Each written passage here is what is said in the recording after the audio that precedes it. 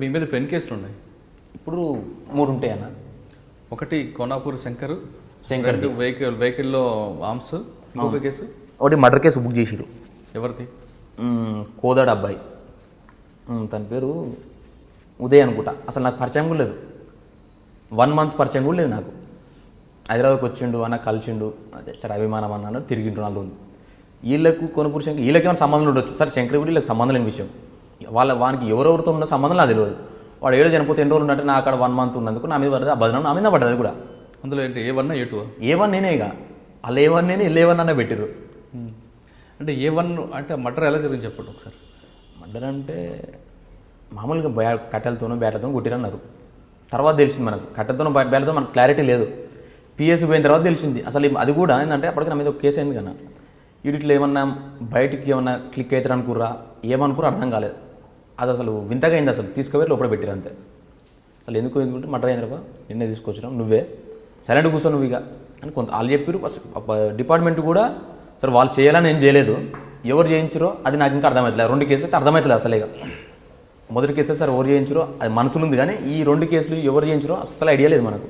3వ కేసులో కోదాడ కేసులో, రెండో కోదాడ కేసులో మీరు 302 మీద ఉందా లేదా 120B ఉందా మీ మీద?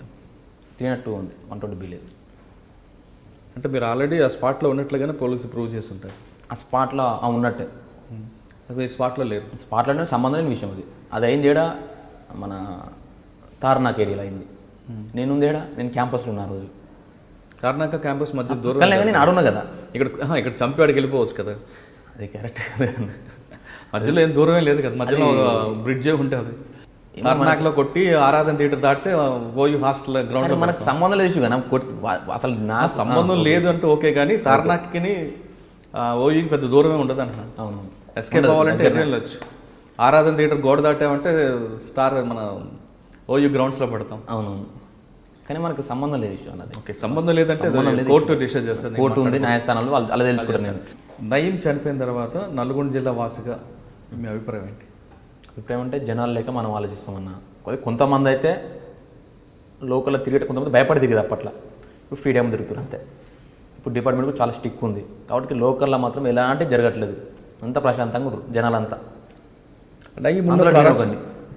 అంటే అందులో మేము ఒకరు మాలాంటి వాళ్ళు చాలామంది కూడా. నయీం ఉన్నప్పుడు అరాచకాలు ఏ విధంగా ఉండేవి అక్కడ? అరాచకాలు అంటే చాలా ఉండేవన్న, చాలా చేసేది చాలా ఉండే. మన నోటితో చెప్పాల్సిన అవసరం కూడా లేదు, తెలుసు, మీకు కూడా తెలుసు. వల్లిగొండ వాసిగా చెప్పండి. మా ఏరియాలో అంటే భయపడుతుండేది ఎవరైనా సరే. నయం ఉన్న టైంలో మా ఏరియాలో భయపడుతుండే. సరే లోకల్లో కానీ కదా, ఎక్కడన్నా నడిచేది కదా. మనకేంటంటే ఇక అంత పెద్ద టచ్ అంటే వాళ్ళ మనసులో ఉండేది, కానీ అంతగానం ఎవరు లోకల్ చేస్తుండే మనం పట్టించుకోకపోతుండే. మన తెరువు అయితే రాకపోతుండే. మన తెరువు వచ్చి ఏమైనా చేస్తే మనం ఏమైనా ఇన్వాల్వ్ అవుతుండే. మన తెరువు రాకపోతుండే. ఫస్ట్ కొద్దిగా ఏమో మామూలుగా మాట్లాడారు, తర్వాతకి ఎవరంతలో సైలెంట్ ఊరు అంతే. ఇక నయం చనిపోయిన తర్వాత ఎవరు లేరు ఇప్పుడు. కోనాపూర్ రాములు అనుచరుడుగా ముద్రపడిన ప్రదీప్ రెడ్డి వైపు నయం ఎందుకు చూడలేదు? అంటే నయంతో మీరు కాంప్రమైజ్ అయ్యారా? అట్లేం లేదన్న, ఏమో అదే నాకు అర్థం కాదు ఇంతవరకు. సరే నయం తలుసుకుని నేను పెద్ద ఏం కథ కాదు ఆ టైంలో.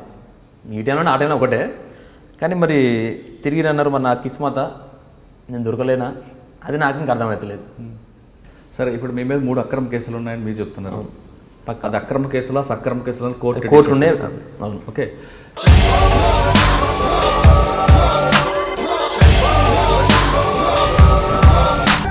ఫోటోలో వ్యక్తి ఎవరమ్మా? మీ ఆయన చనిపోయారా? అయ్యో, ఎక్కడ పడితే అక్కడ ఏది పడితే అది వాగుతున్నాడని పోలీసులు నగర బహిష్కరణ చేశారండి. మొదటి భార్యని చేసుకున్నాక పిల్లలు పుట్టలేదని రెండో పెళ్లి చేసుకున్నారు. ఆవిడకి పుట్టలేదు. 3వసారైనా తగులుతుందనుకున్నా, తనకే పుట్టలేదు. ఆయన దగ్గర బాణం ఉంది కానీ దానికి పదును లేదురా.